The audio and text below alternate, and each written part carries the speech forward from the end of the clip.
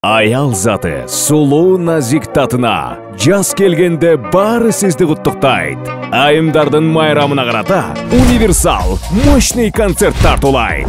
Пикир башыңыз келет, түшүнүңүзбү? О мен апам болгон, апам менин бейишим болгон. Ошо сен бейишиң менин катыным болгон, түшүндүңбү? 29 февраль Гүлчө, 1-2 март Жаллабад, 3 март Баткен, 4 март Кадамжай, 5 март Кызылкыя, 6-7-8 март Ош шаары, Кыргызстан театры. Концерттердин башталышы 19:00. Маалымат үчүн телефон 0221 41 50 41. Концертке келген айымдарга универсалдын жигиттеринен белек бар.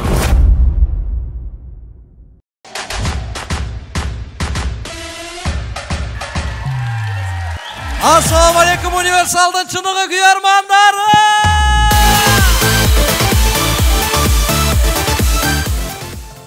Жигиттер, мына эң негизичи, мына универсал командасын эң эле күгөрманы көп, мына менмин. Эмнеси? Күгөрманы. Сен биринчи күйөрман деп туура айтышты үйрөнүп алдың биринчи. Күгөрманы. Вообще-то могу ким өзүм о? Кимсиң? Мына мен универсал командасын түптөп чыккан негиздөөчүсү менмин.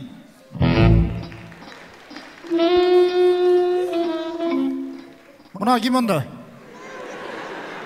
Билбейм. Мына команданы түптөп аткандачы биринчи мен баргам. Өзү жалгыз бир команда эле мына. Мен кошулганда муналар кошулуп ушунча күйөрман топтоду, түшүндүңбү?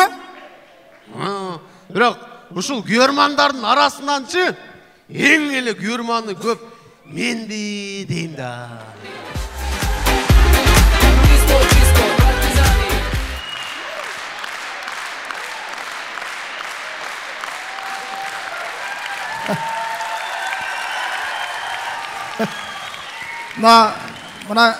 Мына шапалак жакшылыктын бетине түшүп келеби? Мына ойлоп түшүп келет окшойт го. Садык мына жакыныраак турат да.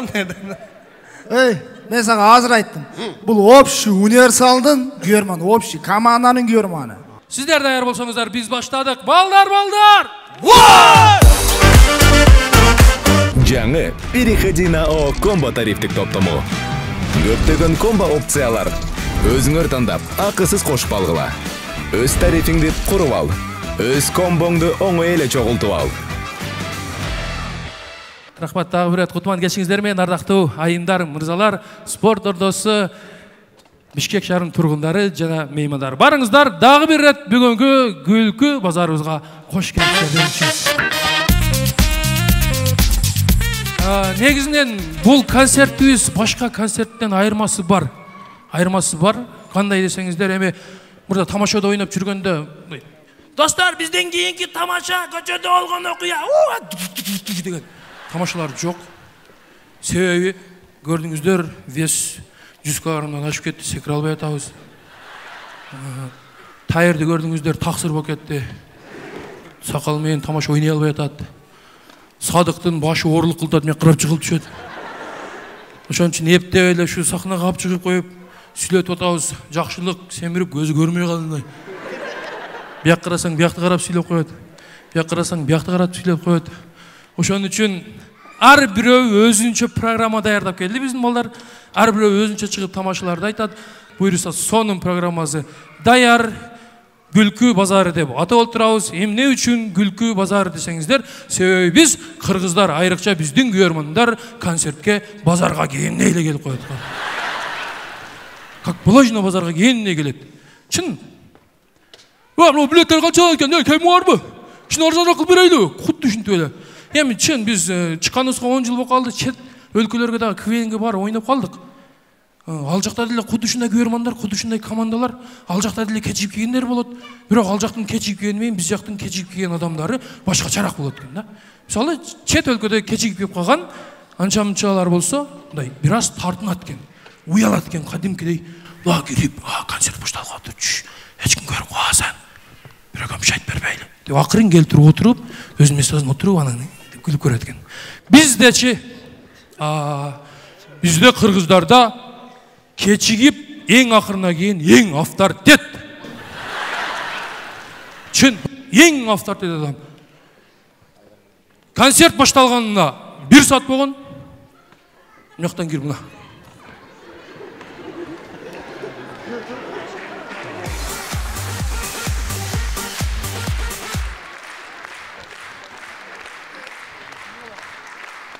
Концерт башталганына 1 саат болған. Как будто өзі уағында кене қалған общий ел ерте келіп алғандай маған.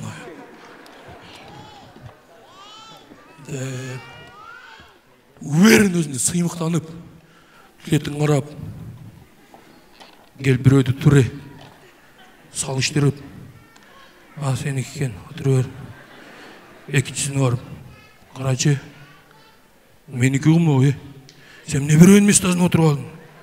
Нар жағына біреу тұрады, отырып өріңіз, жа мен өз местам отыршым керек. Тұрғызу отырып алады. Отырғанда дағынандай, ал гүлбейт қы біздің қырғыздандай. Өтті күлкілі нәрсе олтады бірақ. Болды. Айтор қаншадағы мұнау үшінтіп біздің күлкі базарымызға келіп олтырастар. Дағы бір рет қош келіпсіздер демек жүз меймандар.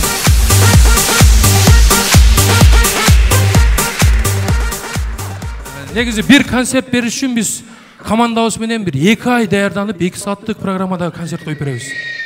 Ал эми сіздер дағы бізге концерт қойып бересіздер. Қачан?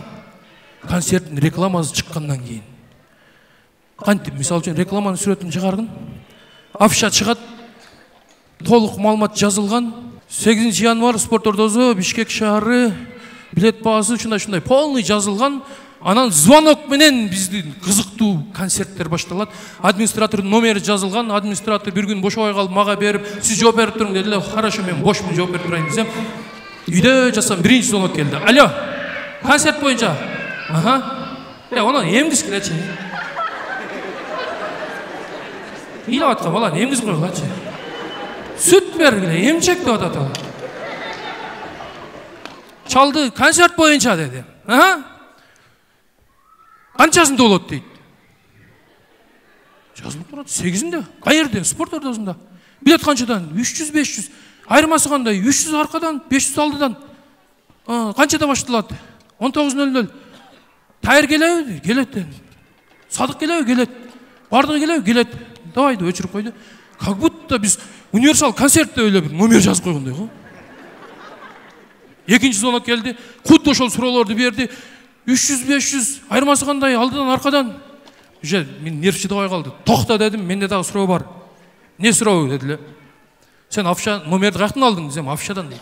Афиша қаяқта келген десем, Ош базарда. Сен қаяқта тұрасың, афишаның алдында. О жерде жазылып тұрады ғой. Şu жазылып тұрған үшін чалып атам да дейді. Ошоны оқула өрбейсің бізді, тақтап қояйын дедім да дейді.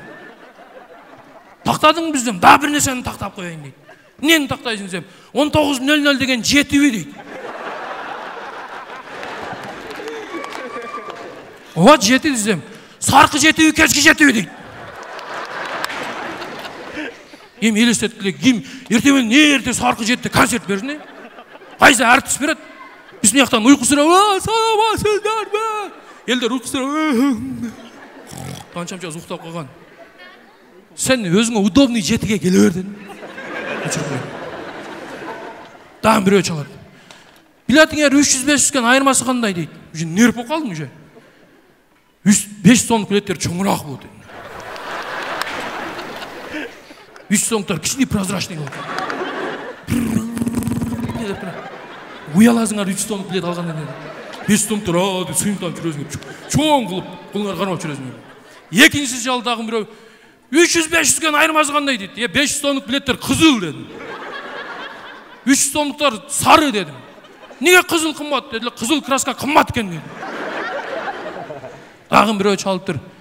500-300-кен айырмасы қандай деді. 500 сомдық билеттерге алсаңар, алдыңарға шорпа тартабыз деді. Мына шорпа ичіп отырады орандар. 300 сомдықтар үшін 300 сомдықтарға жөнле пакет беріп қойыз, башыңар киіп отыра бересіңер деді.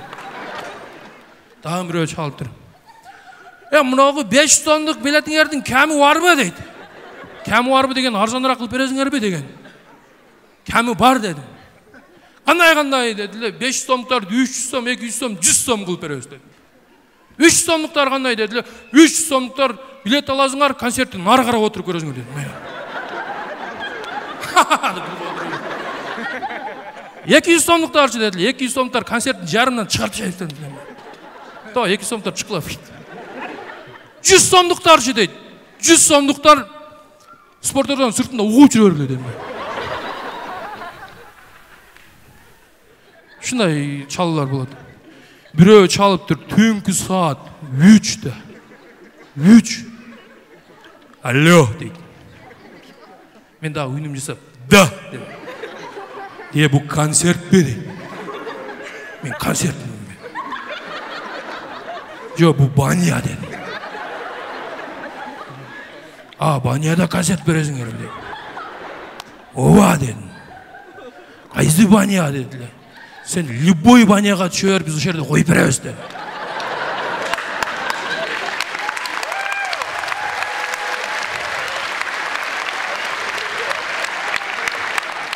Ким кайеринде коет дедилер. Садык точно парда коет дедилер. Мындайын уруп алат дедим. Ак тилекчи дедилер, бассейнде коет дедим. Жакшылыкчы дедилер, жакшылык жишинат дедим. Шундай кызыктар болот. Эң кызыктуу чалуу мына жерде болду го. Ала дейт. Салам алейкум. Ва алейкум ассалам. Мына 8 январь күнү боло турган концертиңер канчасында болот дейт. Мен тоңуп калды. Ойланып атам канчасында. Ойланып көрсөм 8-inde болот экен. Мен да бир жайлайын дедим муну. О бүтүп калды дедим. Качан эле кече бүтүп калды дедим. Биз барбадыңарбы дедим. Анам эмне 8-inde дедиңер? 8-inde кое беребиз, кече коюп чыгайбыз биз дедим. Кийин концертиңер качан болот дедим. Мартта болот дедим. Мартта деп туруп, февралда коюп салбайсыңарбы дейт. Ошон үчүн сен январда чал дедим.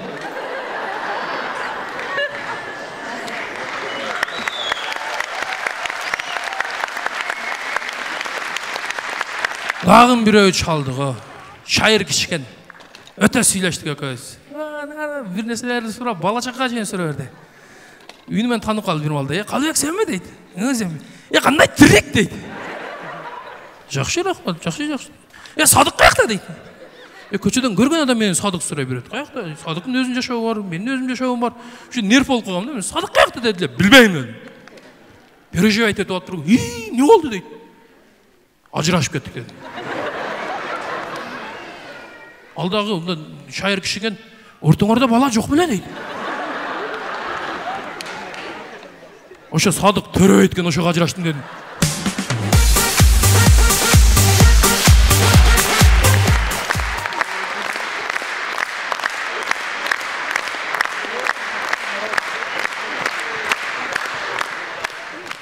Бул эми биздин рекламадан койгон кызыктуу концертиңиздер. Концерттин алдынан койгон концертиңиздерди эми айтып берем. Мына жерде билеттер өтүп калган, жарымдан көп өтүп калган, бирок эл жок. 5-6 бир 20дай адам турат, үйлүп алып, калганы жок. Мына билетти алып туруп, WhatsApp группа ачып алып, кийин барабыз деп сүйлөшөбү. Ел жоқ, бирок ушу 5-6 адамдын бирөө өзү чугулат. Негиз биз кыргыздар ушундайбыз го. Бир 5-6 болуп калса бир лидер шайлайбыз да, калганыбыз аркадан туруп алып. Давай, get sen. Тополоң кылып чыгат. Ачпайсың, баштабайлы. Дедилер, балдарга айттым, администраторго айттым, ачып кое берейин, жылуураак ичкери кирип отуруп турсун дегенде, боптур деп эшикти ачканда бир 20 адам кирсе, 3 мүнөттө кирип кетет. Катар менен кирсе, бизде катар менен кириш жок го. Эшик ачылганда 20 жоп чогушат. Бирөөнүн башы кыпчылып калган. Бирөөнүн буту кыпчылып калган. Бирөөнүн колу кыпчылып калган. Бирөөнүн бети кыпчылып калган. Бирөө мындайынан бирөө тартып атат. Не сумкасы бир тартып эле жаш бала экен. Деп чыгып жаш бала. Жаш бала да пушук бизде. Эчтеке болгон деп күлүп тура жылмай. Чыр балам да алып кирип кетти. Бул эчтеке эмес. Биз очерет деген нерсени аэропорттон көрөбүз го. Аэропорттун алдында башка чет мамлекетке барсаң 20 адам турган болсо 21-чи болуп очеретке турат. Бизде регистрациядан өтө турган жерде 5 катар турат анда. Аланда 5 катар кадимги бардыгы паспортун берип аткан. Эптеп берип калыш керек. Как будто акырында калып кеткен болсо, самолет калып кетти, учуп кетип калды.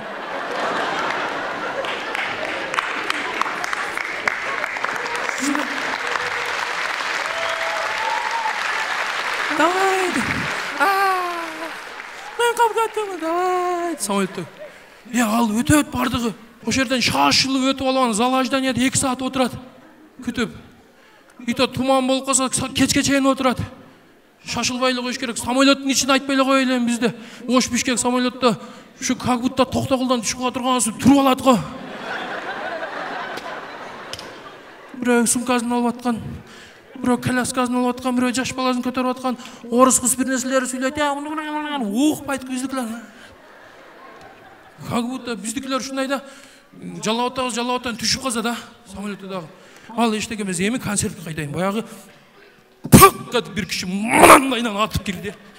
Ермелі сүйіні кәтті. Нерден кірді? Көріп тұрмын. Мына қарап билетін іздеп, бия қарап кетті. Мұндайын айланып, мына қарап шықты ғой.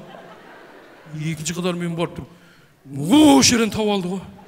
Мұны қошаш кішілі. Ош жерін тау алды. Шына тапты сүйіні кәтті, тарс атыры. Шына жанын қарап насырия түшіп қалды ғой. Не oldu екен іздем, жанында шерігі бар екен, ұмытып қалып тұрды. Шерігін шындай қарап мынаяқтан көріп қалды ғой. Көріп тұрып, телефон шалса да болады. О жерден қиқырды. Ва, Жанбек! Ва, Жанбек! Жанбек! Елдің бардық оқты, бір Жанбек оқпайды ғой.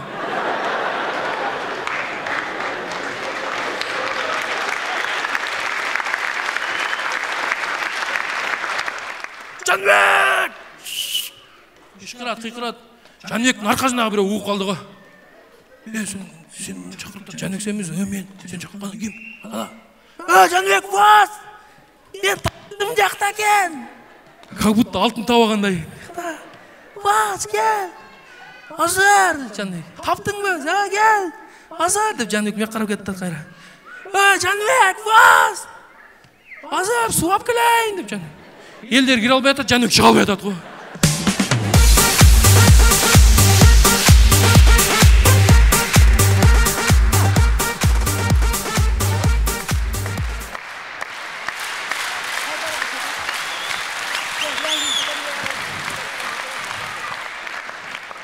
Бұйырса, концертімізде башта отырабыз. Ақырында балдарды бұл тарапқа шақыра өрейін. Сіздердің қолдауыңыздарға өте мұқтаж жігіт алдыңыздарда. Шын бізменен чоқ ойнап жүргенде дағы сөйле десең дағы, сөйлейін деп тартына өрген бала. Анан балдар дайырдап шығасың деп түрткілеп шығарып атады бұл жігітте. Шын үшін азыр бұл жігіт шақырғанда вапшы қату қол чауып, күлкісіз бұдағы гүлі белі деп шок қылып шайлы. Тосып алыңыздар, Амантур Оразалиев. Ассаламу алейкум. Қандайсыздар? Құтман кечіңіздер менен. Мен өзімді бір жол таныштырып кетейін. Менің атым Амантур. Негізі мен ушул команданың ең күчүүсү болом. Негізі мен бұл концертте шықпайды элем негізі. Ол жақтағы ағаларым шығасың деп эле шығарып коюшту. Анан бұл жерде мага 5 минутта уақыт берилген. Сіздерді 5 минутта күлдүрөм. 5 минутта күлгөндүн пайдасы 5 километр чуркаган менен бирдей экен. Ну, эгерде күлдүрө албасам, үйүңүздөргө барганда 5 километр чуркап алыңыздар.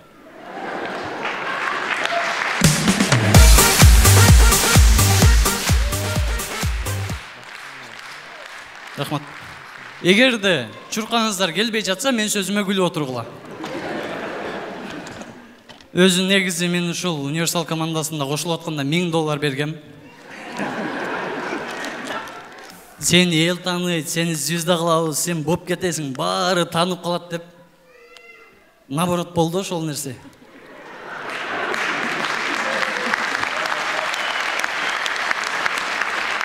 Буларга кошулгандан бери мени эл эмес үйдөгүлөрүм унутуп калды.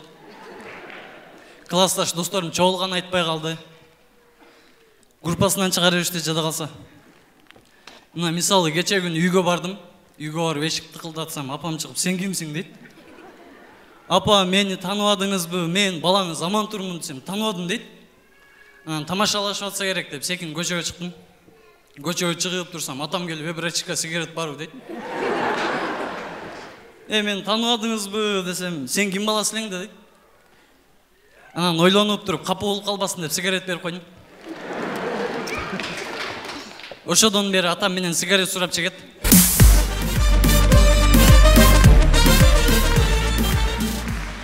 Силер сүйүп, жакшы көрүп жүргөн универсал командасын жаман бай элестетесиздерби мындай? Боп кеткен адамдар, акчасы көп. Булардын бирөөсүнүн дагы үйү жок.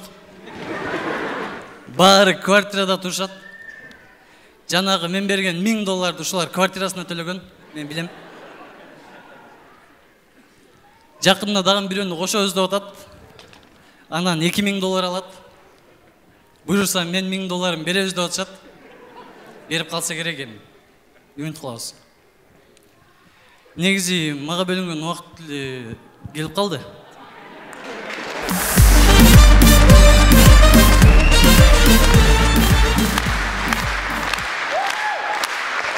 Рахмат.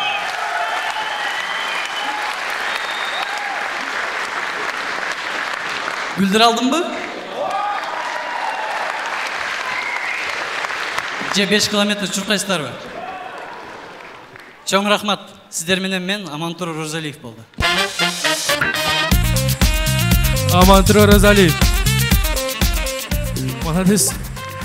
Болча коюңуздар. Ушинтип абырды ачып кетет, ушинтип бул. Рахмат. Анан бияка чыгып турсам, Садык айтат, сен өзүң тууралуу айт да, ошону айтпайсыңбы, каяктан келсиң, кимсиң, айтпайсыңбы дейт. Боптур, айтып коеюн дедим. Негизи мени көпчүлүгү баткендик деп ойлойт. Баткенден деп ойлойт эми. Мен жүзүм баткендиктердикине окшойт да мен. Бирок мен Жалал Абадтын Алабука деген районунан болом. Жалал Абад областы Алабука району Көксерек айыл өкмөтүндө 1991-жылы жарык дүйнөгө келгем карапайым дыйкандын үй бүлөсүндө. Атам дыйкан, апам үйдө кожойкеси. Ошол жерде окугам, ошол жерде мектепти бүтүргөм. Анан эптеп эле ушу шаарга катыш үчүн окууга тапшыргам. Себеби мен окууга тапшырбасам атам мени койчуман кылам деген. Ошон үчүн шаарга ошко катышып кеткем. Кичинемен бери мен чоң көрүнөм. Чоң көрүнөм, мен турушум чоң көрүнөт да. Көргөн адам эң чоңу 79 дейт. Эң кичинеси 87 деп айтат. Мен 91 мен. Чоң көрүнгөн жакшы. Мен 1-чи класста, 11-чи класста көрүнөт элем. Университетте да ошондой. Мен 1-чи курста мени 5-чи курста ойлойт эле. Просто кичине жүдөп калган 5-чи курста ойлойт да. Мен кийим билинет го 1 менен 5 жүдөп калган экен. Чоң болуп жүрө бересиң. Наоборот жакшы. Мына жерде көпчүлүгү мени мурда сиз дейт эле. Данияр Эрматов Калыбек дейт эле мени. Рахмат үкөн деп нерни уруп кое берет эле мына. Кадимкидей жакшы да, төрдө отурасың, бир жерге барсаң, бардыгы сиз дейт. Ушунчалык чоң көрүнөм, керек болсо мени атам сизде берейин дейт да. Апаман уялы эле сен десе керек го. Ошентип ойлойм. Элдос кандай жакшыбы? Молодец. Айттыша берем, ушундай бети жокмун, чачың түшүп калыптыр.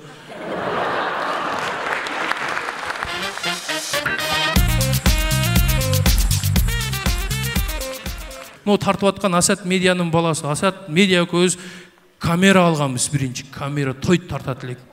Той тартып жүрүп акча кылганбыз биз. Ошондо Асат жакшыраак билет эле, мага үйрөткөн. Жүрөк көз тартып келебиз деп барып бир той тартып келди. Андан кийинкисин эдим, могу тойго өзүң бара бер, мен монтаж кылам деди. Боптур деп барып той тартканы баргам. Эң кызык ушул жерде болганда той тартканда. Бардым, кандай кылып тартамыз эми? Ушуну басасың, элдерге туштап сүйлөп атканда. Сүйлөп бүткөндөн кийин кайра басып өчүрөсүң. 2 жашты куттуктаганда барып басасың, кайра өчүрөсүң деди. Болду дедим, оңой эле экен. Болду. Той башталды. Сүйлөп аттып эле барып туруп, шуна туштап туруп, шуна бастым. Сүйлөп бүтү, шуна кайра бастым. 2 жашты куттуктап барып туруп, шуна бастым. Кайра шуна бастым. Бүттү дедим. Асатка апарып бердим. Мен монтаж кылып берип кой деп. Акчаны алдым, кеттим. Жарым сааттан кийин Асат чалды. Эй, эмне кылып тарткансың дейт. Эмне кылып тарттым? Көрсөм мен баягы пауза менен плейди алмаштырып койдум. Шуна барып туруп элдерге шуна туштап туруп, шап паузаны басат экен да. Кайра шуна плейди басып буттарды тартып.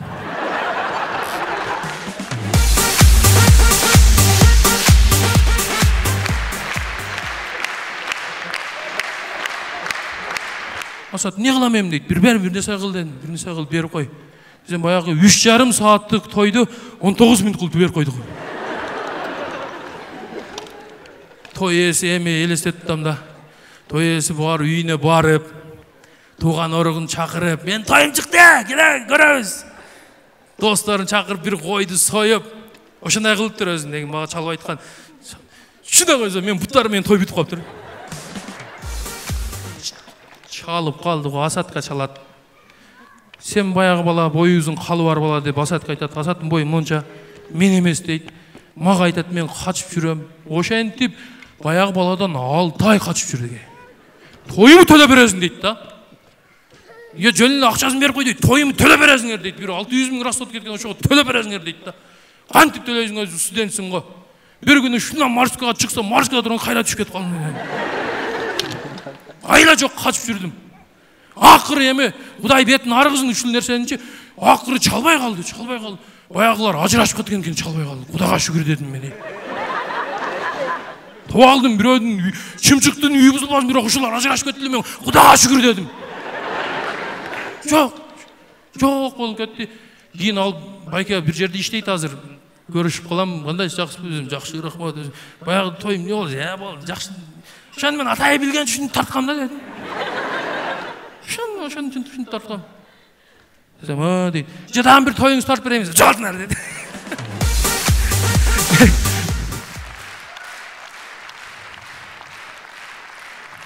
Кезекте шақырабыз сіздер үшін атайын Москва жергесінен келген ким эле? Тайырбек Исманалиев, тосып алыңыздар. Дагы бир жолу ассаламу алейкум. Калыбек окшоп бүгүн мен өзүм жөнүндө сүйлөп берем. Мен 1992 жылы Россия Федерациясынын Свердловск облусуна караштуу Екатеринбург деген шаарда туулгам. Бул сага караштуу экен, мен сүйлөп алдым го. Сонун жаңылык, сиз билген жана иченген Умбем клиникасы эми сизге дагы да болсо жакыныраак болду. Анткени бизде жаңы филиал ачылды. Жаңы клиникабыздын ачылышына карата март айынын аягына чейин 20% арзандатуу каралган. Андыктан келип, өзүңүздүн жана жакындарыңыздын ден соолугуна кам көрүшүңүздү сунуштайбыз.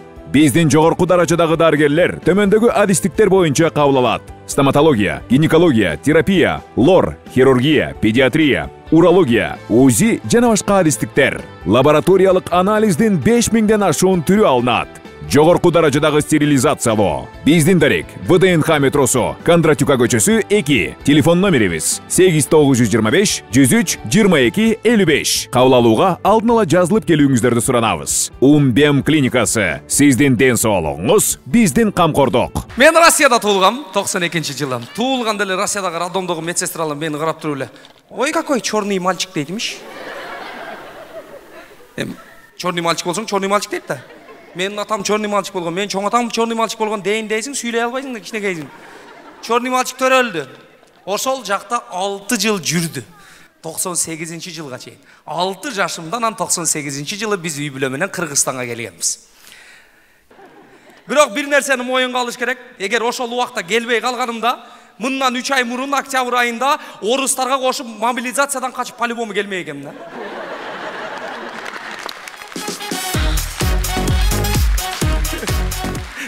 Россияда мобилизация деген орустарга кошуп келип калган самолетко 200 000 рубльга билет алыпчы. Аллага шүгүр, ошол убакта келип калганыма 98ден бери мына Кыргызстанга келип ушул жакта мына болгондо да Баткенге келдим. Элестетиңиздер эми. 6 жашар Россияда чоңойгон бала учуп келип туруп эле Баткенге түшүп калды. Турасың го ушундай. Эн тала, адыр тоолор, башка эчтеке жок. Мындай карасаң, 4 дарак, 4 үй турат. Болду. Азыр Кудайга шүгүр. Андай эмес. Азыр барсаңыздар, 4 дарак, 5 үй болуп калган. Бирөө биздин үйдө. Ошентип окудук, чокудук, студент болдук, 25 жашка келдик. 25 жашка келгенимде мен үйлөндүм. Үйлөнгөнгө чейин мен апама айтчу элем: "Апа, мен сиз тапкан кызга үйлөнөм. Мен сиз алып берем деген кызды алам." Дечи элем.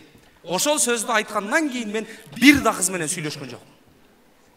Апасы таап берген кызга үйлөнгөндүн кандай плюсу, кандай минусу бар экенин азыр айтып берем мына үйлөнө элек жигиттерге. Мунун плюсу аябай эле көп. Себеби ар бир апа өзүнүн уулуна жаман кыз таппайт экен. Кыздардын эң мындай оштукча айтканда дәлин таап берет да. Дәлин. Кандай плюсу бар? Мисалы, менин аялым үйдө кичине анча-мынча косяк кылып койсо, эми күндө эле косяк кылат, эми анча-мынча деп коесуң да. тамақтың тұзы өтіп кетсе, нан жауады, наны түшіп қалса, ештеке дей албайды. Ештеке дей албайды. Bir нәрсе деселе, өзіңіз тапқан қыз дейсің. Оңай құтылып кетесің.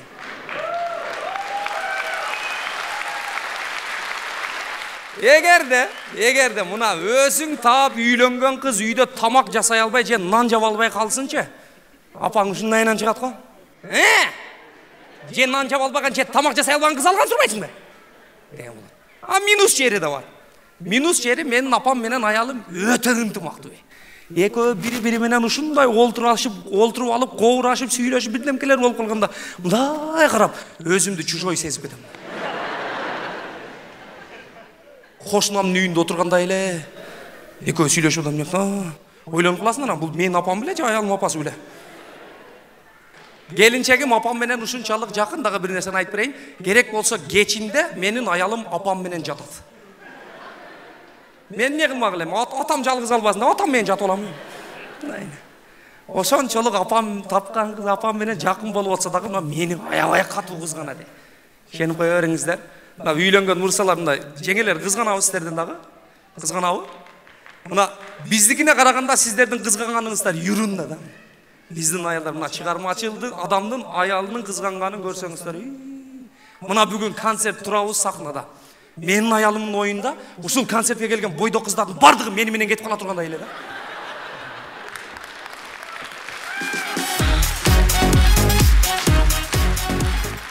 Шарт тайыр кеттик деп эле мына бир 30 кыз менен мен кетип кала тургандай эле да. Рахмат. Эми урматтуу мырзалар, сиздерге бир кеңеш. Эгерде аялыңыздар кызганса, ойлонбой эле коюңуздар. Вообще ойлонбой эле коюңуздар. Аял кишилердин Айпери, Гүлпери, Нурпери деп аты эле бөлөк болбосо, булардын уругу бир. Бардыгы окшош. Бардыгы кызганат. Бардыгы күйөөсүн мээсин жегенин жакшы көрөт. Бир окуя. Элестетиңиздер. Жараткан Аллах 18.000 ааламды жаратып турду. 18.000 ааламды жаратып, анан 18.000 ааламга ийгилик кылсын деп туруп, топуракты чогултуп, адам атаны жаратып турду.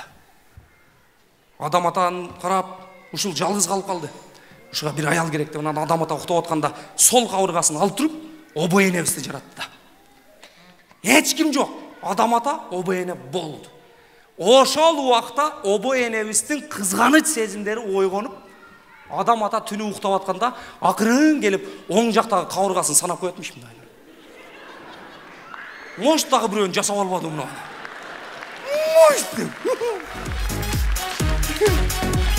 Так что, мырзалар, барыңыздарга сабырдуулук тилейм. Азыр 31 жаштамын. Эки аялым, эки аялым дейм да. Бир аялым, эки балам бар. Чоңу кыз 4,5 жашта, кичинекейи уул 1,5 жашта. 0,5, 6 айлык. Кичинекей. Кызым төрөлгөндө биз Кыргызстанда элек. Ал эми билесиздер, мына 2 жылдан бери Москвада жүрөм, карантинде эле кетип калган элем, ошол жакта жүрүм, мына эми келдим. Уулум төрөлгөндө мен Москвада, Россияда элем. Азыр сиздерге Кыргызстан менен Россиянын роддомдорун айтып берейин деп атам. Келинчегим 9 ай болуп калды, экинчи баламда, уулумда. Жаным, жакындап калды окшойт, жүрчү врачка баралы, бир көрөлү деп анан жетелеп алып анан роддомго бардым, Москвада. Бардым, барсам эле врач текшерип көрүп туруп, жакындап калдыңар. Бир жумадай калыптыр. Болду, сиз бара бериңиз, келинчегиңизди биз карайбыз. Мындан бул жагы биздики. Сиз ойлонбой жумуштарыңызды кыла бериңиз деп, бир жума мурун мен келинчегимди алып калды. Врачты карайм, келинчегимди карайм, ичимен. Болду, кутулганыма шүгүр. Коён сүрөтүн тартып кеттим. А Кыргызстанда кандай? Кыргызстанда бир жума эмес, 2 күн мурда барып калдыңыздар. 2 күн мурда жүрчү, жакындашып калдык шет басы деп барсаң эле медсестра чыгат го. 2 күн мурда келип алдыңар. Үйгө барып тиричилиңер кылып тургула. 2 күндөн кийин келдилер деп чыгарып коет го. Даже 2 саат мурда барып алсаңчы, 2 саат мурда барып алсаң, 2 саат мурда келип алыпсыңар го. Бар эле. Келинчегиңе айт, коридордо нары бери басып турсун. Ой, коридорду карасаң, бир эле меникиби десең, коридордо жүрөт жеңелер. 1 саат калганы бар, 15 мүнөт калганы бар, 3 саат калганы бар. Бирөө отжимание кылып аткан, бирөө приседание кылып аткан, даярданып аткан да. Ушундай. ошондой кыйынчылыктарды өткөрүп мына бизге мына мырзаларга сонун наристелери тартылып аткан жеңелер барып алыңыздар. Чынында өмүрүңүздөр көрөк экен. Оорубаңыздар. Барып алыңыздар. Аял кишилердин түйшүгү кыйын. Москвада жүрөм, келинчек калган, арадан 5 күн өттү. 6-чы күнү мага чалуу келди. Алё десем, уулду болдум деген кабарды уктум. Сүйүнгөнүмөн Аллага шүгүр. Уул берди мага. Чуркап чыгып элем, 10 000 рубльды алып туруп элем, машинаны минип кеттим роддомго. Роддомго жетип барып эле машинаны торколуп роддомго кирсем, алдыман охранник. Стоп. Тебе сюда нельзя. Россияда эркек кишини роддомго вообще киргизбейт экен. Охранниктин алдында эле калып кеттим. Кыргызстанда кандай? Роддомго барсаң, не турасың, аялыңа жардам бербейсиң кирип дейт. Кирип алып жанында, делай, давай, мен шердемін, давай деп тұрышың керек да. Москвада өздері эле, жакшына эле. Бүтүп койгон. Кире албадым. Охранниктин жанында турам, роддомдо эмне кылышты билбейм, 10 000 рубль чөнтөктөн нары бери басып турсам эле, медсестра чыгып калды. Чыгып эле, Таирбек Исманалиев, вы деди. Да дедим. Десем, поздравляем, у вас родился сын дейт. Спасибо деп туруп эле, баягы 10 000ды сүйүнчү берейин деп колду чөнтөккө салсам, медсестра да шап колду чөнтөккө салып. Ал неге салды экен деп ойлонуп турсам, ал мени карап алып неге салды экен деп ойлонуп турат. Анан 10 000 рубльды алып чыгып берейин деп атсам эле, медсестра чөнтөгүнөн 20 000 рубль алып чыкты го. Таирбек, вот это подарок от мэра города Москвы. 20 000 рублей.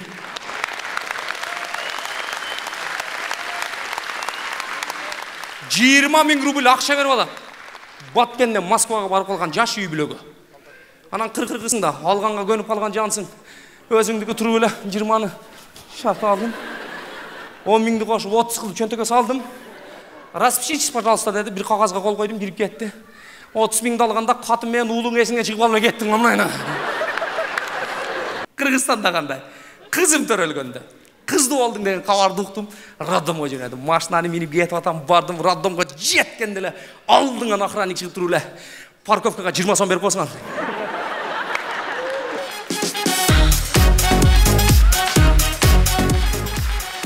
Роддомго киришиң 20 сом. Бал, башталды окшойт деп 20-ны ушундай бердим, машинаны токтоттум, роддом ичине кирип барсам эле, тике окошкодо бир медсестра кыз отурат. Регистрацияга 200 сом берип койсоң. Болды 200 сом берсем эле чыгып кетип атсам, дагы медсестра алдыма чыгып туруп эле, шприц майда чуда спирт наркы берке 300 сом берип койсоң. Все 300 сом бердим, роддомго жеттим, кирип барсам эле врач турат. Мен төрөткөн врачмын. Болду, түшүндүм, 1000 сом. Десем, жанында бирөө турат. Мен врачка жардам берген медсестрамын. Болду 500 сом бердим. Мага да 500 сом деди. Неге десем, сүйүнчүнү мен сизге чалып айтпадым дейт.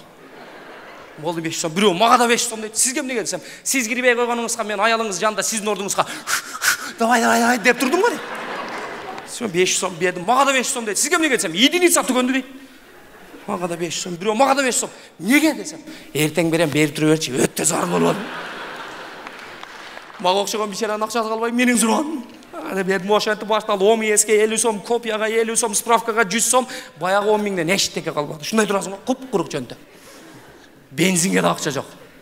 Ойлоп туруп, зато жараткан Алла берген сонун кызым бар. Ушунусуна да шүгүрлөп койдум. Мындан караңыздар. Москвада уулду болуп, Москванын мэри 20 000 рубль акча берип алат. Анда ойлоп коям, бул менин баламбы же мэрдин баласыбы деп. Менин балам бош келгем 20 000 берип алат. А бизде Кыргызстанда балалуу болсоң канча сом акча берет? 4000 берет. Манас туура айтат. 4000 сом. 4000 сом сүйүнчү пул. 4000 сомду алыш үчүн 5000 сом расход кетет.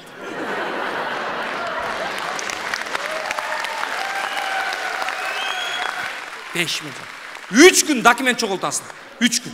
Документ чогултуп, 4-чү күнү документти алып барып тапшырасың. 1,5 айдан кийин сенин картаңа 4000 сом акча түшөт. Ошентсе дагы биз кыргыздар алабыз ка?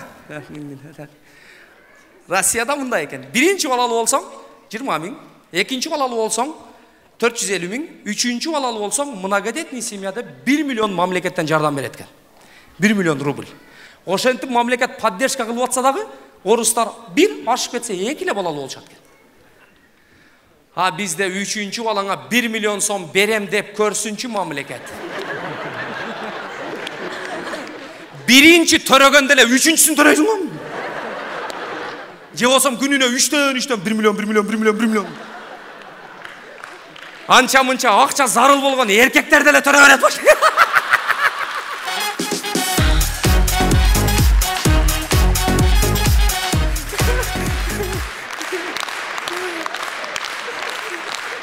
Ахмат. Bizde кандай? Bizde мындай. Birinci balаңа 4 ming, экинчи балаңа 4 ming, üçüncü balаңа 4 ming, төртүнчү балаңа 4 ming, бешинчи балаңа 4 ming, алтынчы балаңа 4 ming, жетинчи балаңа 4 ming, 8, 9, 10-чу балаңа да 4 ming. 10 балалы болсаң Кыргызстанды 40 ming сомго каршылат келсин да. Анан ушу мен да аялым менен алдыга чоң максат пландарды койдук. Кудайым буйрса мен аялым менен келечекте Кыргызстанды 40 ming сомго каршылайын деп турам. 50 ming сом расход кетсе дагы Кудайым буйрса барыңыздарга ошондойлукту каалайм. Сиздер дагы көп балалууңуздар, 4 ming сомдон ала бериңиздер. Аягында мына акыркы жылдары мага эң көп берилип аткан суроо менен жыйынтыктайын деп турам. Тайыр, сакалың жарашпай калыптыр. Алып эле салчы. Сакалы жок эле жакшына элең го дегендер. Сакалды пайгамбарыбыздын сүннөтү болгон үчүн койдум. Рахмат. Урматтуу мырзалар, сиздер да коюңуздар. Сакал чыгып атабы, коюңуздар. Бул пайгамбардын сүннөтү. Сакал мырзаларга, эркектерге чыгат. Аял кишилерге чыкпайт. Мойлоо мейли мурут. Мен сакалды айтып атам да. Барыңыздарга бактылуулук каалайм. Сакалды коелу, көп балалы бололу. Кыргыздын санын көбөйтөлү. Өнүксүн Кыргызстаныбыз. Барыңыздардын үй бүлөңүздөргө тынчтык, бекем ден соолук, ишиңиздерге ийгилик каалайм. Ыраазычылык билдирем. Универсал командасы Тайырбек Исманалиев уулуңуздар болду. Тайырбек Исманалиев, кол чаап коюңуздар. Негизи бир нерсеге эч түшүнбөйм да мен. Şu биздин балдар, биз сиздердин көзүңүздөргө кандай көрүнөбүз дейм да мындай. Сиздердин көзүңүздөргө биз мындай Мирбек Атабектай көрүнөбүзбү? Же бир Бекборбиевдей көрүнөбүзбү мындай? Эч түшүнбөйм да. Вроде көчөдө кетип алсаң баары тааныйт, бирок бизге кылган мамилеси башкачараак да. Ырчыларга кылган мамилелер башкачараак да. Ырчыны көрүп калса, паланча түгүнчөйүп ко, сүрөткө түшүп албайлы, келе басыла келип бар.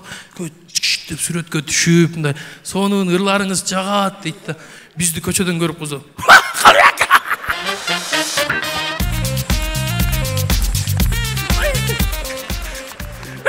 салык акты. Бир күлдүрүп койбойсуңбу дейт. Банияда парда отурсаң. Баягы кийип алгансың терде өзү өлөйүн деп отурасың. Бүгүн парда бир күлүп отурат экенбиз да өкөм. Отурабыз, ушунда отурабыз. Күлө турган жер ушул жерде негизичи. Мен айтат элем, ушу көчөдө көрүп калсаңыздар, биз көчөдө дагы мындай серьезный жүргүбүз келет да биздинчи. Айтарыбыз, көчөдөн көргөндө бизге мындай жакшы эле мамиле кылып коюңуздар. Улантабыз. Алдыңыздарга чакырам, мен бул жигит жөнүндө айта турган болсом, көздөр жымшыган. Эптеп чыгарып коебуз, бул жерге чыгып, сиздер үчүн өзүнүн тамашаларын айтып берсен. Жакшылык Аматов. Рахмат, ассаламу алейкум. Көңүл буруңуздар. Москва шаарында эмгектенип жаткан мекендештер, сиздер үчүн врач-стоматолог Бигалиев Максатбек Эсеналиевич стоматологиянын бардык кызматтарын көрсөтөт. Сиздерге ыңгайлуу баада тиш ооруларын сапаттуударлоо жана тиш салуу, лечение, реставрация, удаление зубов, гигиеническая чистка, брекеттин бардык түрү, протезирование, металлокерамика, цирконий, имплантация. Бизде консультация жана рентген агысыз. Дарегибиз: метро Дубровка, улица Шарика-Подшипниковская, 40. Дем алышсыз 9-дан кечки 9-га чейин. Кененирээк маалымат үчүн телефон 8999 555 84 77. Дагы бир ирет учурашып коелу. Кош келипсиздер. Мени мындан кийин жымшык дебеңиздерчи. Көргөн жерде эле жымшык дей беришет да. Ошол мага жакпайт да негизи. Мени мындай бакыраң деп, тосток деп койгула мындай. Көчөдөн көрсөңөр дагы, тосток бала кетип атат го деп мындай. Мен дагы одан сайын берилип, нантип көздөрүм ачып, жымшык деген сайын барган сайын көзүм кичинерип кетти ау дейм да эми. Ошол тостоктойбуз мындан кийин. Анан мен негизи нени айтайын деп чыктым? Мисал үчүн айымдардын бири-бирине кылган мамилеси өздөрүнө жараша берет экен, Айымдар мисал үчүн өйшү учурашса, кол кармашып жүрсө, же болбосо бири-бири менен кучакташып жатса, ушундай нерселер өздөрүнө жараша берет экен. Эми ошондой эле нерселер эркектерге жарашпайт да туурабы? Каерде көрдүңүздөр эркек менен эркек кол кармашып, жүр досум питайна чоюп келебиз деп кетип аткан. Же өйшү учурашканын көрдүңүздөрбү? Эркек менен эркектин кандай жакшыбы, үйлөгүлөр жакшыбы деп жарашпайт экен. Ошол сыңардай айымдарга арналган ырды айым ырдаса жарашат экен. Мисалы мына ырды.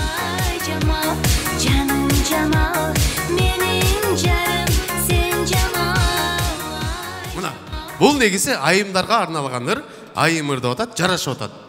Эми эркектерге арналган ырды эркек ырдаса жарашпайт да. Эми элестетип көрүңүздөр. Бир ыр чагабыз турат сахнада, ичи чыгып кеткен. Чачыкар туруп алып алдыңыздар да. Кийин чыгарма деп. Айбек, айбек, айбек, айбек, айбек. Айылыңа издеп келдим айбек. Шарттарыңа макулмун да сүйөмүн. Жолук салып алып калчы айбек.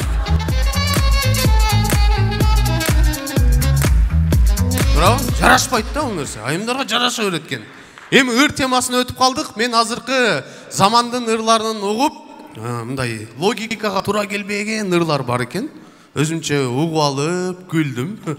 Мына сиздер дагы угуп көрүңүздөр. Логикага туура келбейт экен. Биринчи ырды коюп койсоңуз. Пилачила балчы, жамгыр жүрөккө сактабачы. Булар каяктан билди дейм да, жамгырдын ыйлап атканын. Может, то жамгыр күлүп аткандыр. Может, жамгыр терлеп аткандыр. Может, жамгыр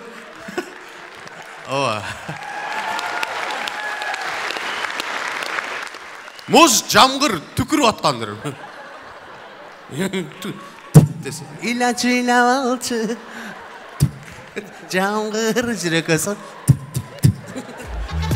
Каяктан билди дейм да, жамгырдын ыйлап атканын. Логика туура келбейт экен. Кийинки ырды угабыз мына. Угуп көрүңүздөр мына.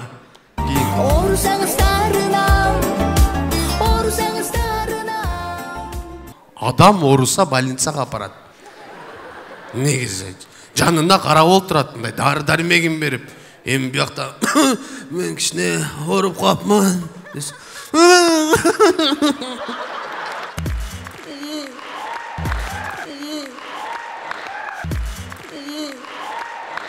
Неге ооруйсуң?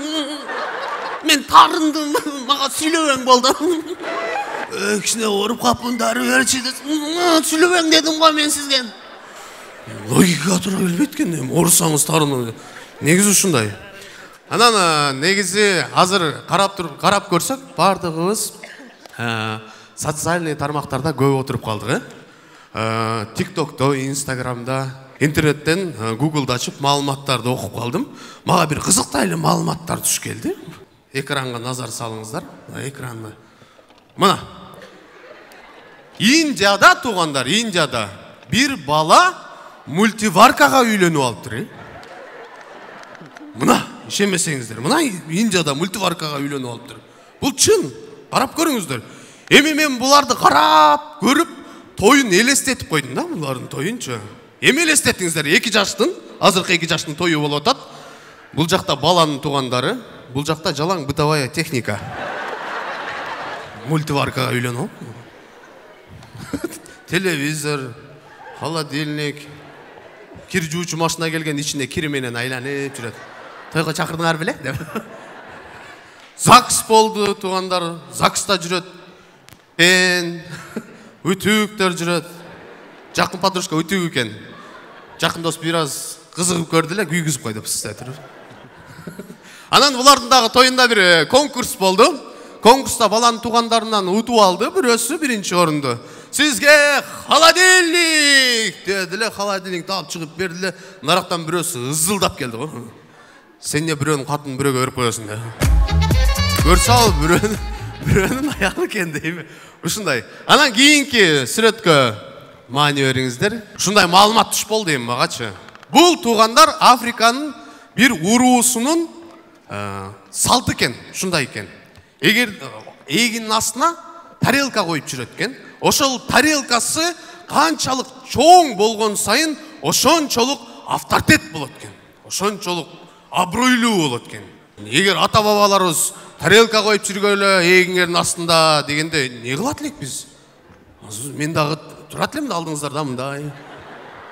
Эгимде тарелка менен саламатсыңарбы деген сайын тарелканы бетиме уруп мындай. Сиздер дагы отурасыздар эле. Тарелка менен, эгиңдин астында тарелка менен.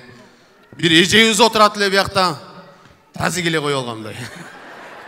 Тазикти коюп алып, абройлуу эже экен, депчи баарыбыз таң калып.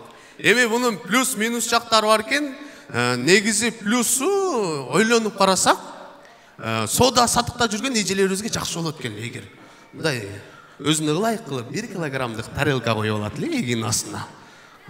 Сизге не? Күрүч, сахар, всё, шик.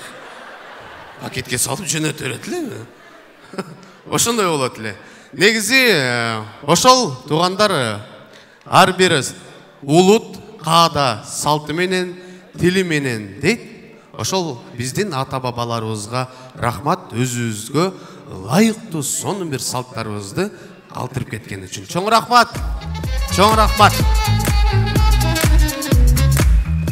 Алдыңыздардан да тосуп алыңыздар. Ақтілек Айдаров. Ассаламу алейкум. Кандай отурасыздар? Жакшыбы? Шакеке мани бербеңиздер. Сөзгө мани берип күлүп отуруңуздар. Чындай. Ошентип отса карайсыздар да, мына жабып коюнчу. Жакшы айта манайыңыздар. Сонун экен. Жакшы экен. Бир кол чаба берсеңер жакшы болуп кетет элем мен. Эме туугандар, кандай кылайын? Мен башында келишип алайын. Сразу таш даң эт күлдүрөйүнбү же, майдалап күлдүрөйүнбү? Майдалап күлдүрөйүн, Аз-аздан жесең аш болот го, туурабы? Туугандар, эми мен өзүм жөнүндө бир аз айта кетейин. Мен жөнүндө силерге кызык болсо керек. Мен өзүм жөнүндө өзүмө деле кызык. Чын мен кандай адам экенин депчи. Кээде ойлонуп коем мен ушундай адаммы деп. Жана кыргызда бар го, биз айтат го, эрте сүйлөгөн кеч басат, эрте баскан кеч сүйлөйт дейт го. Ошондой эле менин башыман дагы өткөн. Мен эрте сүйлөгөм, туугандар. Эрте сүйлөгөндө мен 8 айлыгымда сүйлөгөм. Де чын ушинте берет барлы. Жөнчү деп 8 айында сүйлөгөм мен. Кадимкидей баса албайт келем, ушундай көтөрүп жүрсө сүйлөйт келем. Ассаламу алейкум, кандайсыздар, жакшысыздарбы? Теста, үйдөгүлөр жакшы, ушун кадимкидей сурашат экен мен. Bir günü koşuna girip kalırken, koşuna gelip lan koşayım. Ne alaydı sattınız mı sen? Sattım. Aktilek süyle alsın hem kaçan basasın dediler. Aytım ben süyle almayayım. Sekin basıp keterim demiş. Köpke basmay жүрүп putlarım bulup kalganmı ne olgan şu? Aktilek bastı degendele çurkap ketkenken de ben. Anan baldar ayta öğret ya Aktilek sen putun taytak dep tamaşalaşı verişet mençi. Biroq şunda moynum alan putum taytak turganlar. Mına karasalar. Тийбейт. Чынында ушундай да. Анча-мынча мати стеклолор өтүп кете берет. Кичине тайтайсаң фуралар өтүп кетет. Бут тайтактын бирок жакшы жаман жактары көп. Мен ушу путун тайтактыгынын мен жашоомдо жакшы жактары, жаман жактарын айтып берейин. Путтун тайтактын биринчи жакшы жагын айтайын силерге. Жакшы жагы мен атка зор минем. Шундай минген эң удобный болот. Кадимки басып жүргөндө атты чаап жүрөм. Путу түздөр бар го, бир күн атын эрте сандар ооруп баса албайм деп кыйналат го. Мен да андай эмес. Аттан түшкөндө деле шундай зыңкылдап басып жүрө берем. Жерде дагы атта жүргөндөй жүрө берем да мен. Анын жакшы жактарынын дагы бир жагы, мен лизгинкага жакшы түшөм. Музыканы коюп туруп эле нары бери чуркасам лизгинка болуп калат меникичи.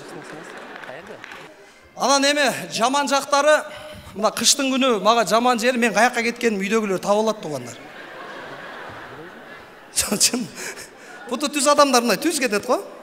Мен кичине мындайраак болуп кетет да. Актилек, бияка кетип тур Актилек деп изи менен эле байкап алышат да өзүчү.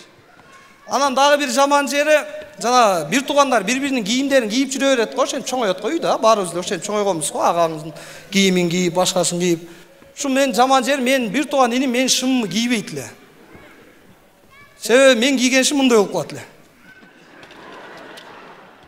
Мындай şimdi ким кийсин туурабы? Мага мынтип отургандан көрө Молдош Токун отурган жакшы да мындайчы. Яман удобный отурам да Молдош Токун отурганда. Мына аралатып эле кол чап, тайтактар кол чаптыбы дейм да, мындай өзүнө удобный болгон адам. Мен Молдош Токун отурганда силер бутуңарды сунуп отургандай отурам да мага. Мага ошондой удобный. Анан мен жатканда ушундай болот да. Жата берейинби? Кайрат Кыргыз жыгалаш жатат го мен ага караганда, Касим Шымчан.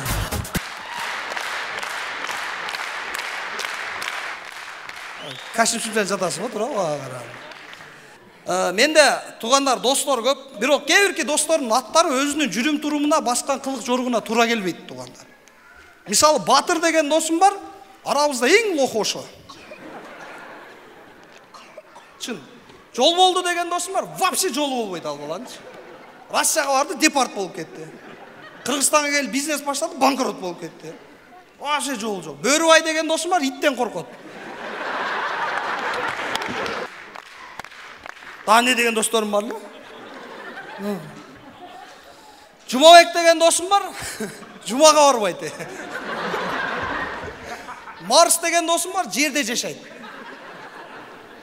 Анан бир досум бар, вообще ушул атына заты жарашкан ушундай топ келишкен досум бар, атына заты жарашат, аты Бокмурун. Биздин командадагы атына заты жарашкан бир эле Калыбеке бар. Калыбек деп айтып турат, а? Көкүрөгүндө 2 калы бар. Мындай жерде экөө жанашандай окшош. Мындай мен 3 экен. Бир досум бар, уктап турганда телефон чукуйт, обедте телефон чукуйт, бетин жууганы келсе телефон чукуйт, тойго чакырсаң телефон чукуйт, ашта отурсаң телефон чукуйт, звонок кылсаң албайт да. Буга эмне болду экен деп кыжалат болуп барсаң үйүнүн алдында телефон чукуп турган болот да. Эми бир аз мына үй бүлөм жөнүндө да айтып берейин, мен үйлөнгөнүмө 4 жыл болуп атат быйыл буйруса мына. Кудайга чексиз шүгүр бир кызым бар. Бир кызды болгонбуз. Ошундай сонун мага белек тартылады, кызым бар. Бирок кызым экөөбүзгө караганда көбүрөөк расход кылат да бул жашоодо. Келинчегим экөөбүзгө караганда кызым көбүрөөк расход кылат. Себеби бир эле памперс 25 сом. Бир жолу зыйт дейт 25. Бир жолу зыйт дейт 25. Обедке чейин 4 жолу зыйт болсо 100 сом. Даже уктап атып угуп каласың го. Зыйтса 25. Берекелүү болсун деп 2,5 миңге 64 штук апарасың го. 60-та. Эми бир ай Кудай кааласа памперстен проблема жок десең, аялың, туугандарың келсе таратып жүргөн болот го памперсти. Şu тойго жолуга алып баргыча памперсин алып барбайсыңар дейин да, мына. Үйдөгү жаш балдарга жакшы болот го дейм. Анан ушундай иштейсиң, той алып барасың, чарчайсың, аяка барасың, бияка барасың. Ушундай өзүңө кийим алганы кийгенде 1000 сомго куртка аласың го, бай скидканы издеп жүрүп. Суук өтө калың, катуу түшкөндө аласың, ондо да куртканчы ага чейин машинада жүрөм го деп повод бербей спортивка кийип жүрө бересиң го. Машинада мен эми суукка басчы билем, машинада эле жүрөм, кийип жүрөм. Кичине суукка чыдап коем, өтүп кетет депчи. Ошентип жүрүп жалаңгыз төрөлөт го үйүндө жалаң. Азыздан суук өтүп атыпчы. Турмушка чыгайын деген кыздардын инстаграмына кирсең, сегодня плов дейт го. Салат жасап атам дейт. Эртең самса бышырабыз дейт. Инстаграмга ишенип алып адамдар көпчүлүгү. Ошондой чыкпай калып атат да азырчы мындай. Тойдон кийинчи салат жок. Плов жок. Мен дагы инстаграмдан алгам да алма. Алгандан кийин дей берсем. Ошо бирок негизи инстаграм жакшы болуп атат. Анан ошол мен бир айтайын дегеним, ушул орус класс деп эле берип атсак, кыргыз тил адабиятынан берген мугалимдердин жини аябай келет экен тууганда. Берип мындай берип атканда көрөт да. Бербесе деле алат элем мен мына класска депчи. Айтайын дегеним, өзүбүздүн тилибизди, өзүбүздүн ушул каада салтыбызды өзүбүз сактап, балдарыбызды орус класска, английскийге түрткүлөбөй, кыргызчаны да жакшы үйрөтүп, так сүйлөтүп, өзүбүздүн тилибизди өзүбүз кармап сактап калбасак биздин тилибизди кытайлар жизнь кармап калбайт туугандар.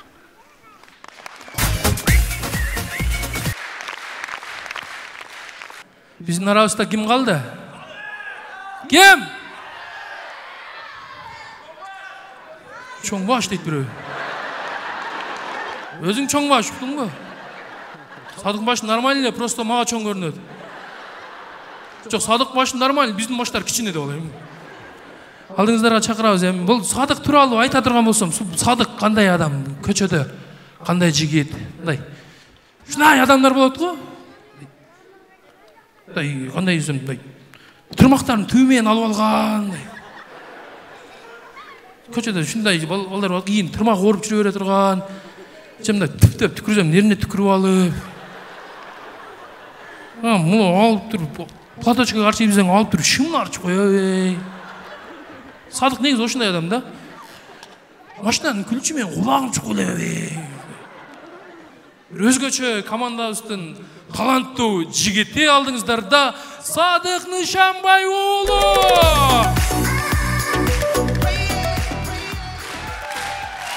Рахмат. Рахмат. Чыктым акыра.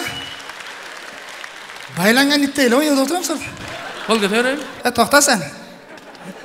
Мен жөн айттым, мен дагы айтайын да, түшүнбү? Сени мазактап аттып атасың. Ал шай. Карап тур. Манас ошо нерде токтоп тур айтпайм. Манас нерде мен бир тууган акем отурат. SMS жаздыр WhatsApp'тан, Манасты анчалык кыла бербей эле, жакшы бала го дейт. Сен жакшы адамсың сен. Кечирим сурап койгулачы, эми элдин алдында өнтө бербей эле дейт. Бу шутка тура Манас. Бар капабызын. Болды. Манас жаат болбагыз, өчүңдү алабыз. Всё, молодец, красавчик. Манастын өчүн алып, Калыбектин кандай экенин айтып берейинби? Бул ушундай бала. Жана Бишкектен Ошко жолго чыкканда самолетко чыкпай эле машинада кетебиз, давай сүйлөшүп дейт го. Давай да баарын ынанып машинага чыксаң, Карабалтыдан өтүп эле уктап калат го. Ушундай бала. Манас күлгүсүз келбиз ба күлтөп. Күлкүсүз ба күлтөт го. Нормально. Бул уктагандачы коңурук максимум да. Коңурук тартканда потолокту ийип берет. Өзүнүн коңуругуна өзү какап кетет. Айта берейин? Айта бер. Дагы кандай? Кандай бала айтайынбы? Баняга түшөсүн, таптаза болуп жуунасың. Чыгайын десең эле мынерин кири кылат го. Ушундай бала. Мен го хотя баняга түшөм. Өмүрү баня көрө элекмин. Билем да не болсун. Болду, калбады? Айта берсем көп өзүчү. Бирок бара бер. Болду. Ийгилик. Айыл. Жакшы күлдүрөт азыр карап. Кудай кааласа. Апчык. Эмнени алып чыгат? Сенчиме? Ак тилек менен аман тур, стол коюп алды беле.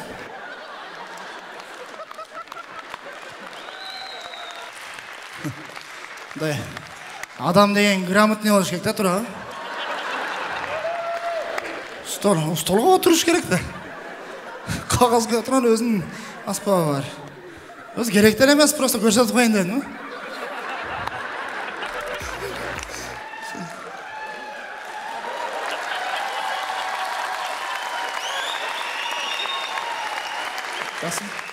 Не болуш керек? Жа, сен жакшы эле. Амантурдун өзүн айтсам капа болобу деп сен кашпайын.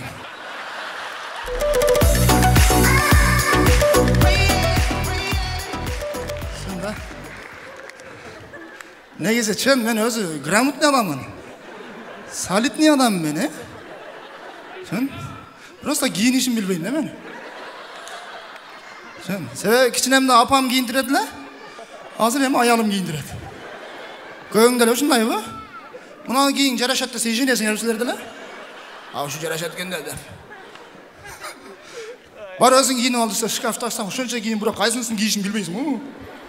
Эптеп бир өзүңө удобный болгон трикону кийип кетсең, ал кир десе кайра чечикпасың. Эркек киши ушундай болобу билбейм.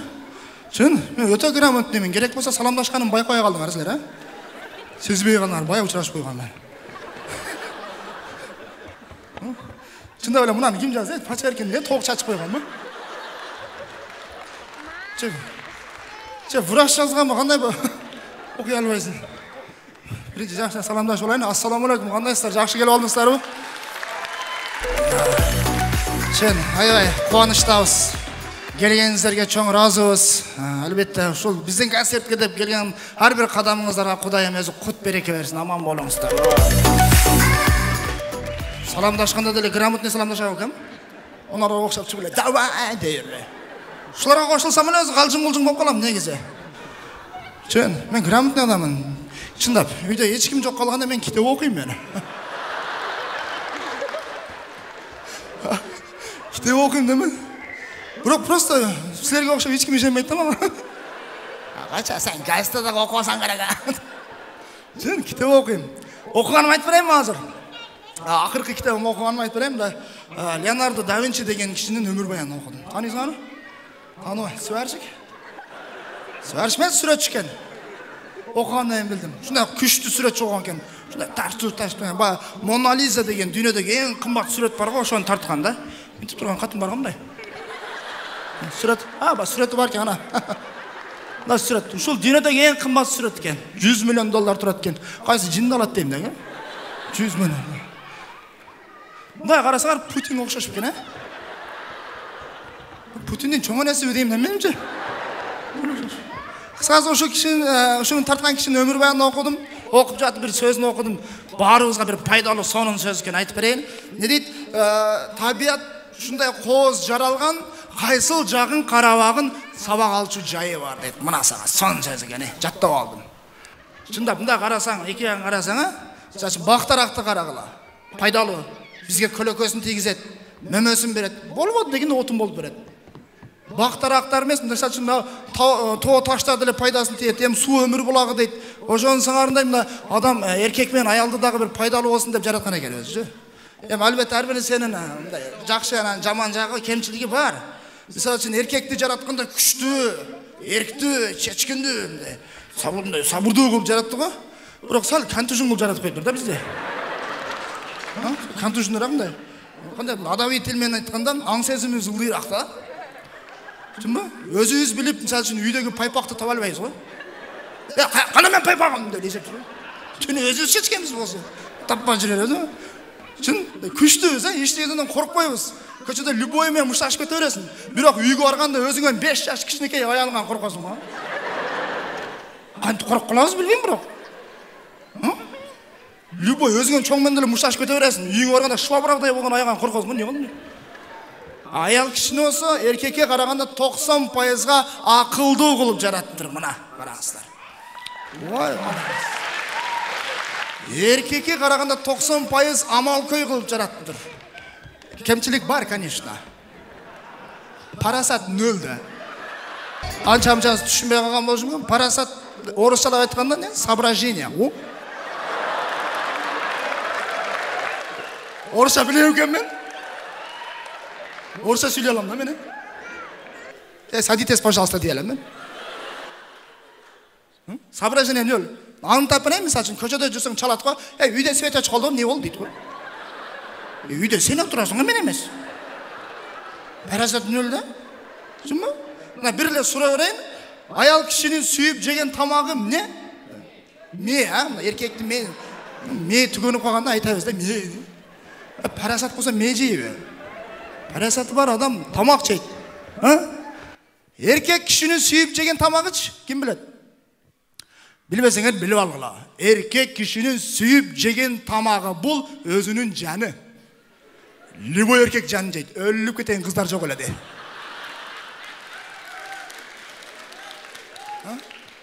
Мен негизи бул жөнүндө эмес, өзү той жөнүндө айтайын дедим. Мен жаңы тамада болуп жүргөн убакта бир 8 жыл 10 жыл алдын. 2 эле той бар эле. Үйлөнүү той, анан кийин юбилей той бар эле. Азыр тойдун түрү көйүп кетти, Үйлөнүү той, юбилей той, кыз той, жентек той, үй той, бешик той, эшик той, тешик той, любой сөздүн аркасында тойду коштуп той берип атат. Ошон үчүн тойдун баркы кеттиби дейм да. Мисалы үчүн мурда тойго барганда той болот экен деп 1 ай алдын даярданып анан барат элек. Азыр эми эмне дейт? Коям биздин тойго келген капа болуп калбасын, барып коелу деп барат. Тойда мындай байкасаңар, эки тарап бири-бири менен айтышып калды кадимкидей. Тойдун башында күйөө баланын атасы айтат. Не дейт? Мен күйөө балам университетти бүткөн бала дейт го. Жалгыз өзү университет бүткөн дейт. Кыргызстандын бычакка сап баласы. Карасаң айтыбертке кадан сап боло албайт ана. Билеги жоондун бала дейт. О баланы көрсөң балтыры, билеги вообще ничке анандай. Шалпип өзүнүн кастымшымы өзүнө оор кеп калган минт турат. Кыздын ата-энеси секейин атыбет кылат. Биз деле кызыбызды көлөкө жерде бакканбыз, көкүлүнө шуруп такканбыз дейт. Кызды карасаң өмүрү көлөкө көрбөгөн ана. Кап-кара турат муну. Калыбек деле ургачты. Баш монча. Дем алганда мурдунан бай күйөп ала кирип кетейин деп атат. Кыз турат, мойын мына кетип калган. Далдар мындай чоң, жамбаш чоң.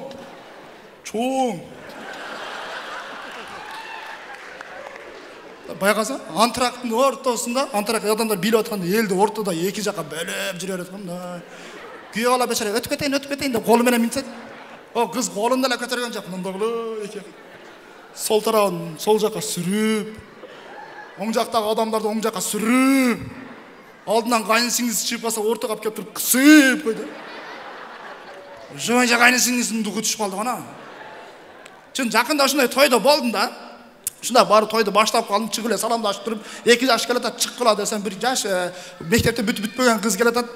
Турмушта түшүнбөгөн кыз кантип жашар этет дейм да, билбейм. Шундый чыкты, аркасынан келин келатат. Здравый, көнөктөр, парпырак көнөктөр кийип алган, аппак. Жанында бир нерсе сумка алып алганмын десем, күйөө алган жетелеп алып тура. Деп келатат, жанында күйөө ала асылып калган, чачпайт. Буту жерге тийип эле келатат. Кайнана чыкты, келиндин жүзүн ачып коеюн деп, шундай жолугун ачып, келиндин жүзүн шуна ачты, өзү тоң калды. Наракы жолук менен өзүнүн бетин шундай жаптыдан кетип калды. Ошо боюнча кайненени көргөн жокпуз. Кайната турат бечара, келинди бир карайт, баласын бир карайт. Келинди бир карайт, баласын бир карайт. Акыры баласынан кечирим сурады.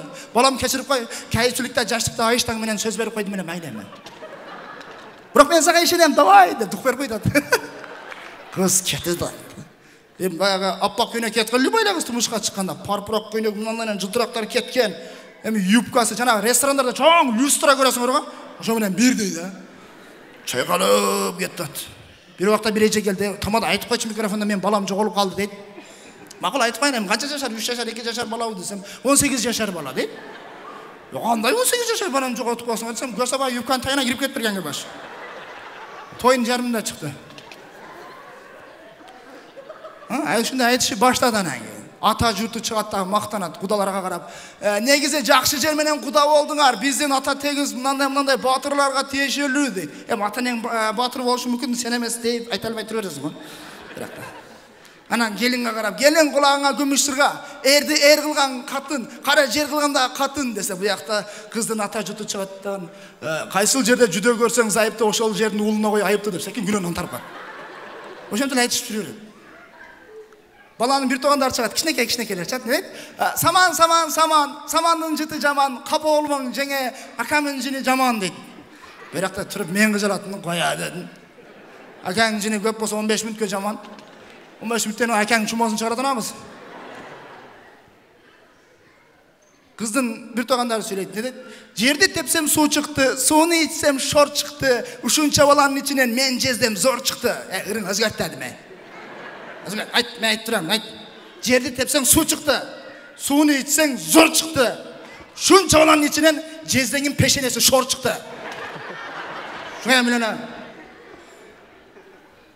достору чыгып сүйлөйт, подружкасы чыгып сүйлөп атат, кызды мактап атат. Бул кыз любой ишти кылат, любой тамакты жасайт, эрте менен эрте турат, кеч жатат, бардыгына сылык сүйлөйт. Ошого кыз дагы ишенбей калды. Коя деди. Коя подружка чындыгын айтып бер, анча-мынча эркектер уруп ташайт дей бер да. Балам достор кеп. Достор, аялды баштан кармаш керек дейт, өз путта тура албайт. Не деп калат? Досым, главный байракты бербе дейт. Айтып берсин дедим. Ана кыз любойң байрагын алып коет. Силерге доссуңар, мен тамадам, мен байрагымды алып койду ана. Ачык эле бардым, жаным капа болбогон, мына байракты берди, ошого берип койдум. Мен танагандар байракты келин балага берип койсоңар дегиле. Мен байрагым ошодо. Той ошентип акырып бүтөт. той 2 күннен не болады? Ата көрді болады. Ата көрді, құдалар общий совет қылып, қыздың барған жерге барып, ата көрді бол, қыз атасын көреді, ошыдан кейін бала енесін көреді. Мына қырғыздар өзі ойшыл келеді, көп ойланамыз ғой. Сіздер де бір нәрсені көп ойланасыңдар ба? Мен көп нәрсені бір ойланамын да. Bir ойланғанда общий ойланып, башым ауырып қалады. Баш чоң да, мен 4-5 енді. Кейде тұрып ойланам да, біз башқалардың да үй білесі ұшындай екен деп, мысалы чоңдардың да үй білесі ұшындай екен, депутаттар, министрлер, олар да бізге оқшап айтыша екен деп ойланам да. Мысалы, ажоз, біздің мемлекет басшымыз үй білесімен отырғанда нені сөйлесіп жатқан деп ойланыр ме? Сіздер де ойланасыңдар? Елестетіп келе, Қырғызстанның бірінші айымы отырады, президент отырады, бала шағасымен. Кеше өткенде президенттердің чоғылышында зор болды да. О, Тажикстанның президенті сәл жүдеміш екен. Торты мінеріне чачып алды. Шүлеше өкен деймін, президентіміздің аялы, біздің аялдарға оқшап қызғана өкен, чала өкен, қаяқтасың деп чала өкен. Ойланырым. Біздің президентіміздағы аяғын шалтады. Мен футболдамын да қая өкен деймін да. Бізге оқшап. Кейде тұрып жөн ойланып көтеремін да, мысалы сессияда отырғанда SMS жасап екен, не қылтасың деп? Президентіміздағы сәкен енге сессиядамын. Қара SMS келеді. Қана фото жөнетші деді. Президентіміз шек берместен сәкен телефонда алып селфи тікіп жөнетіп қоя екен, Жоқсам президент депутаттарға айтты, жаңаңар отчет беріп қойын мұнан десе депутаттар мұнда қылып. Жоқсам видео отчет қойып, жаңаңғы жауап болың шеп бізменен деп жөнетіп қоя екен. Кейде тұрып ошанда ойланырым да, алар дәле ұрыша екен деймін да, не депші. Бірақ кейде тұрып ойланамын, şu біздің мемлекетіміздің проблемаларын ойланып әр жерде жүріп еле үйіне барта екен, барбайда екен mesela. Шын қыжалат болып кетемін, не болса дағы денсаулығын берсін, мемлекетімізді өндіртірсін.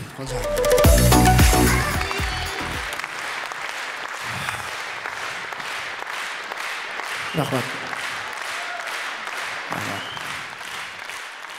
Bir нәрсені сұрайыншы, Гүлжайын айтшы, үй біледі, сіздер дәле айтышасыңар ба? Сіздердің құрақтағылар, WhatsApp, Instagram шығылек малдағы үй білелер қанты ұршатылы білбейм. WhatsApp, Instagram шыққандан кейінгі үй білелердің ұрышы барды өзі бірдей болса керек дейін да. Сәсін ұрышып қалғанда, ұйыншықпай сөйлешпей қаласыңар сіздер дәле. Өзі бір командта жашайыз, ұрышып қалғанда бір-біріңізді қарабай жүре бересің. Алдыңыздан шығып қалса жақсысың да қоғыз ғой. Кәдімгі илгерік танышын көргенде ассаламу алейкум. Сіздер де лөші десің. Көшеге шығып кетасың, SMS келеді аялыңған, тұңқ кет. Шында атсаң, аялыңған SMS. Атсаң әлі біздің сүйікті алымыз Чубак Ажының видеосы тұрған бірақ.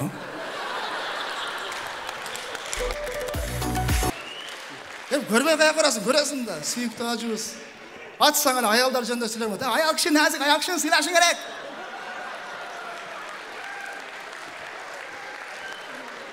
Тоқта дейсің дағын сәкен, Мақсат Ажының видеосын іздейсің.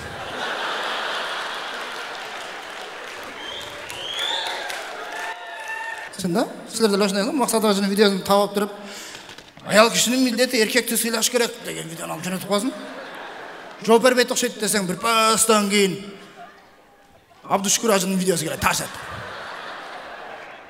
Атсаң әлі, еркек мінделі көшеде жүрер, үйбіленге бір уақыт бөлішін керек деп. Ал кіші ұрышып айтады ғой. Аял кіші тілдегеніменен ал сенің балдарыңын апасы, балдарыңын айт, үйің тазалайды дейді. Шашпай дейсің дағын сәкен, Садыбақ Ажының видеосын қырқасын. Ең нәзік жерін табасың ғой. Еркек бір сом тапса дағы берекелі болады деген табасың. Аял тапқанда береке бар деген хадис жоқ дегендерін қырқасын. Ең ақырына еркек кіші 4 аял алғанға шариат ұқсат береді деген алып жөнетіп тұрайсың.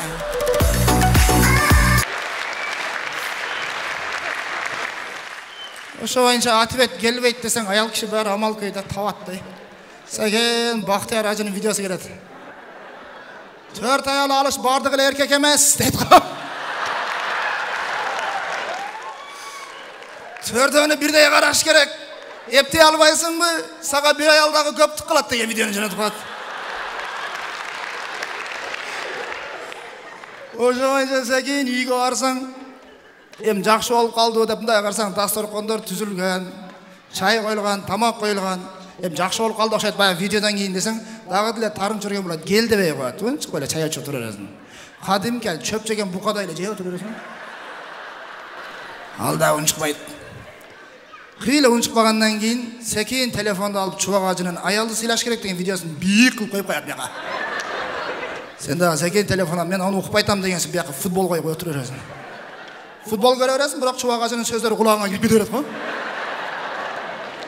Кадимки футболдо чубак ажы сүйлөгөндөй эле отура бересиң.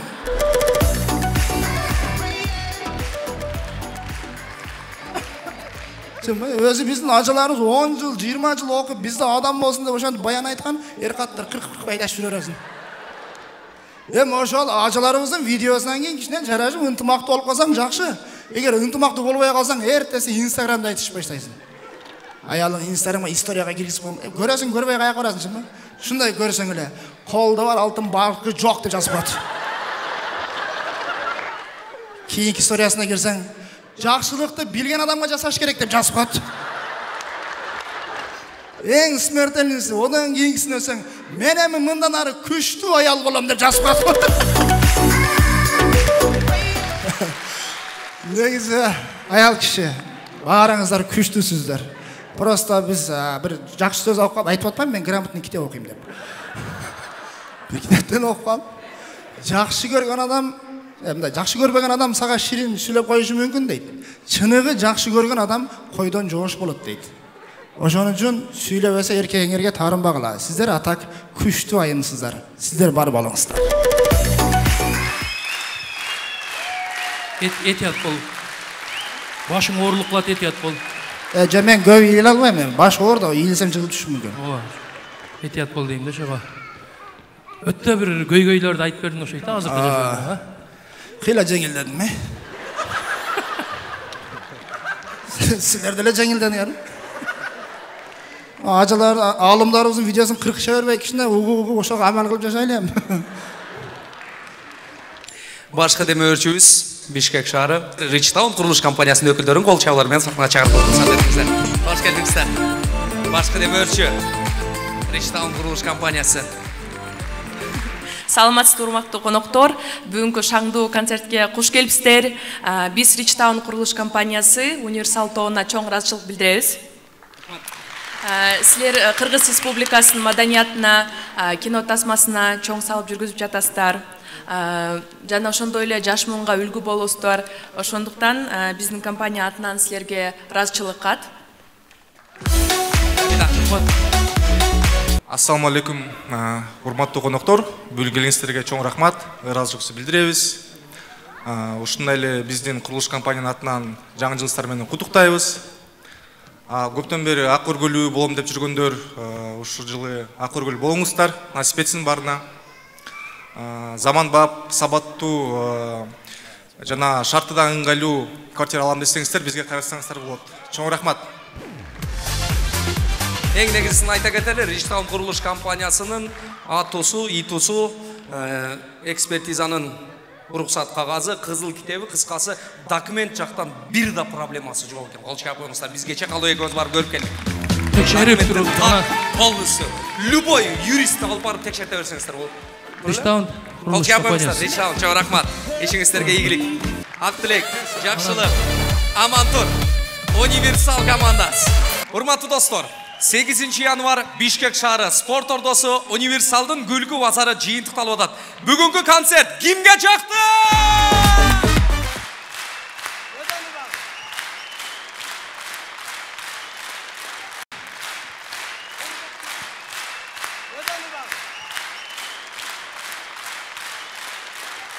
Рахмат, ардактуу германдар, келген кадамыңыздарга ыраазы болуңуздар. Кудай буйруса, 2 айдан кийин март айында сиздер менен чоң юбилейлик 10 жылдык концертибизде көрүшкөнчө сак саламатта туруңуздар. Универсал Production биз сиздерди жакшы көрөбүз.